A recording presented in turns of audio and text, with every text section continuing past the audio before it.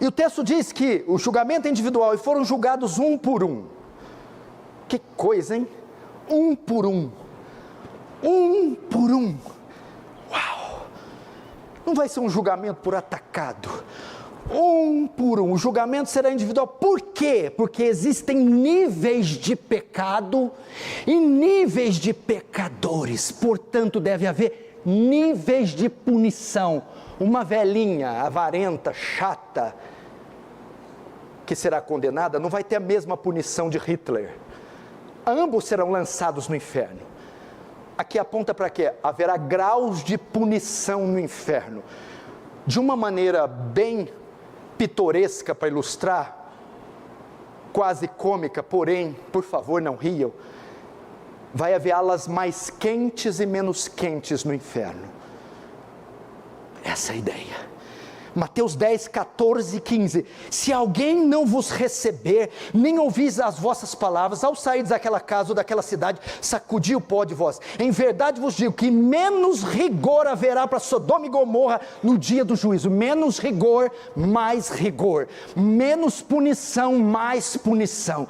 Vai graus de punição no inferno. Lucas 12, 47 e 48, diz que um será castigado com mais açoites, outro com menos açoites. É a figura para dizer o quê? Haverá graus de punição no inferno. O que você prefere, mais açoites ou menos no inferno? Quem prefere menos? Levanta a mão. Está de brincadeira, né, meu irmão? Leonardo Ravenhill diz assim: prefiro ser o último do céu do que o primeiro do inferno. Prefiro ser o último do céu do que o primeiro do inferno.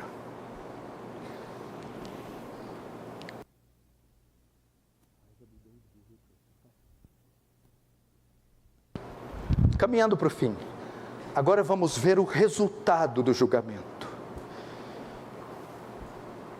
Verso 14: então a morte e o inferno foram lançados para dentro do lago de fogo.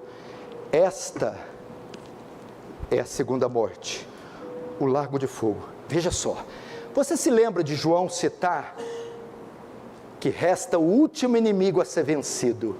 Quem que é o último inimigo? O último inimigo a ser vencido. Apocalipse cita, quem é? A morte. João 14, agora será extinto o último inimigo que corrompeu a ordem da criação, que manchou, que feriu, agrediu, trouxe dor, sofrimento, luto. O pecado entrou na terra e com o pecado a morte e o inferno. Chegou o grande dia de Deus destruí-los. A morte e o inferno serão banidos da criação e lançados para dentro do lago de fogo. O que isso significa? Ser lançado no lago de fogo significa a morte da morte. João tem em mente aqui a destruição final, completa e total da morte. Por quê, pastor? Porque a vida eterna não pode ser experimentada antes que a morte seja banida do universo. Por isso que ele vê novos céus e nova terra no 21 e no 22. Porque no 20 ele tem que tratar com aquilo que segura a nova criação. Mas o texto diz que a morte e o inferno, o grego Hades, a morte e o Hades foram lançados no lago de fogo. O que é isso? A morte é um estado, o Hades um local. Tanto a morte quanto o Hades serão lançados no lago de fogo. O que é isso? A autoridade que eles exerceram durante todo o nosso período finalmente chega ao fim. Isso são boas novas. Isso aqui é a vitória do Cordeiro. Isso aqui é a prova que o Cordeiro venceu, que a morte morreu, a morte foi extinta. Mas para os ímpios,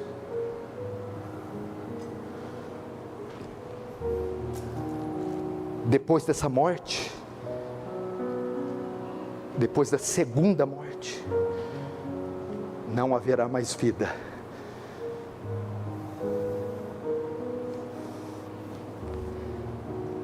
Fim. O universo então é livre para sempre, não apenas do pecado e do mal e da morte, mas também dos pecadores. Verso 15: e se alguém não foi achado escrito no livro da vida, esse foi lançado para dentro do lago de fogo.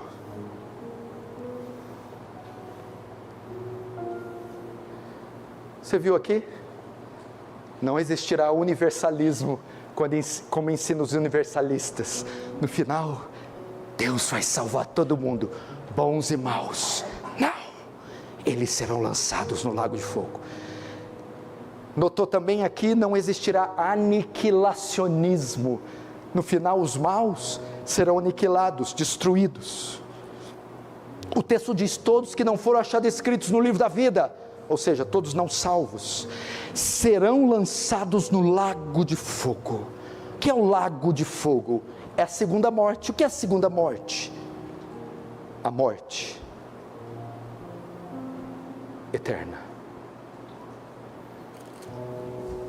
Pastor, o senhor conseguiria descrever o inferno? Lago de fogo, fogo, enxofre, ranger de dentes, vermes. Que isso? São termos para se referir a angústia, sofrimento. A angústia, o sofrimento dos ímpios no inferno são inimagináveis, e isso que tem nos dá força para evangelizar.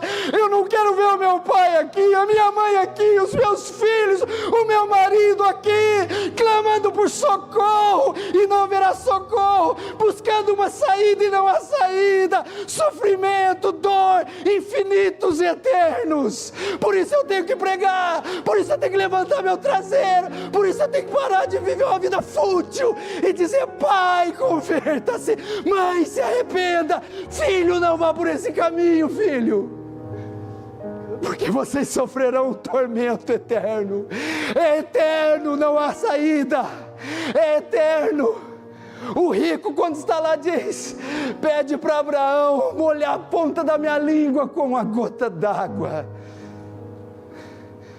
Não há, ninguém de lá pode passar para cá, rico, nem de cá passar para lá. Jovens, o que vocês estão fazendo? Jovens, eu estou aqui, clamando, suando, transpirando, ficando rouco, como Spurgeon. Eu não vou deixar você ir. Você pode ir, mas vai comigo, te puxando até a porta do inferno. Eu vou até a porta com as minhas forças. Quando eu não conseguir mais, então eu te soltarei. Mas eu vou insistir para você não entrar lá.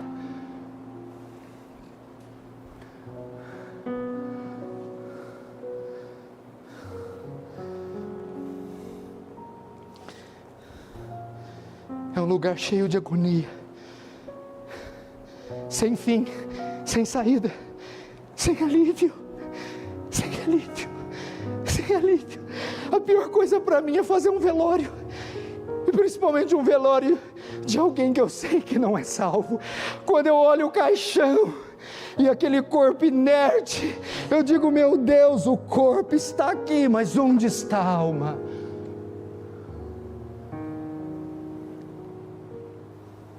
Onde está a alma?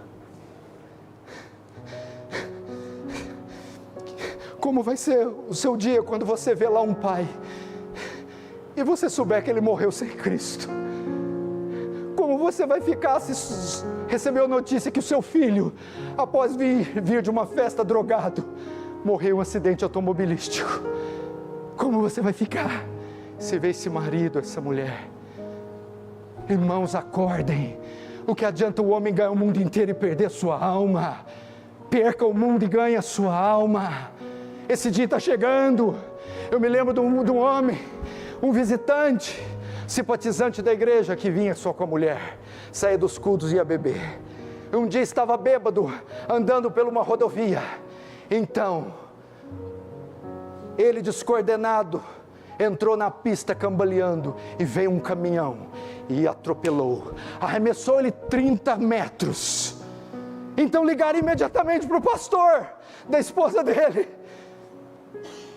e o pastor foi. Noite, chuva caindo, lá estava o corpo com um encerado.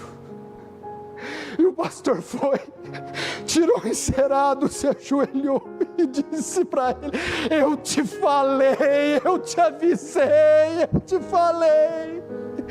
E quando o pastor se dá conta, o caminhão que atropelava ele estava parado do lado, e o pastor olha e tinha um adesivo no caminhão: anjo da morte. Anjo da morte, Satanás ceifou mais um. Se eu estiver vivo na sua morte, não me obrigue a ir para o seu velório e dizer: eu te falei, eu te falei.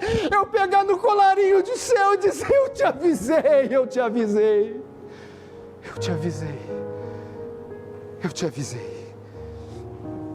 Eu te avisei. Pastor, não tem nenhuma boa notícia nessa pregação sua. Eu estou com medo até de ir embora. Sim. Qual é? Isso aqui que eu estou lendo. Esse dia que João está vendo.